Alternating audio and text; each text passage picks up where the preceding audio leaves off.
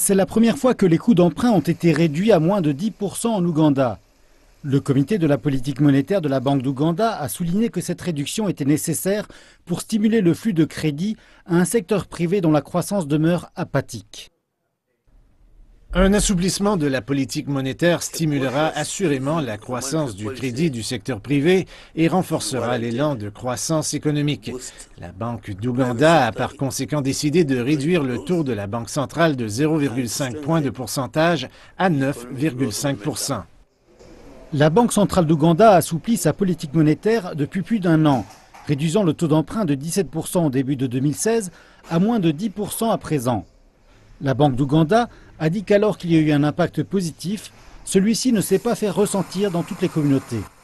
Nous assistons à de plus en plus de défis dans le secteur agricole, comme l'accroissement de la faible productivité, comprenant les nuisibles, etc.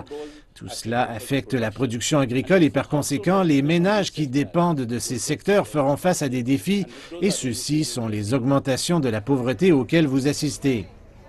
On prévoit que l'inflation sous-jacente annuelle demeurera dans une marge de 5% à moyen terme. Mais les mauvaises récoltes agricoles dues aux nuisibles et à la faible pluie risquent de pousser les prix à la hausse. Cependant, des experts économiques affirment que la confiance des investisseurs en Ouganda a aussi de grands risques de baisser en raison de l'affrontement politique actuel à propos des plans du parti au pouvoir pour amender la Constitution afin de repousser l'âge limite du président.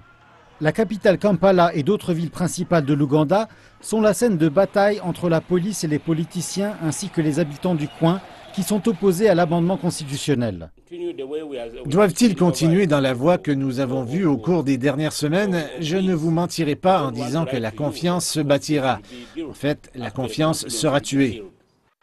Des analystes économiques pensent que si les tensions politiques ne s'apaisent pas, le défi sera de taille pour que l'Ouganda atteigne les objectifs de croissance projetés entre 5 et 5,5% pour l'année financière 2017-2018.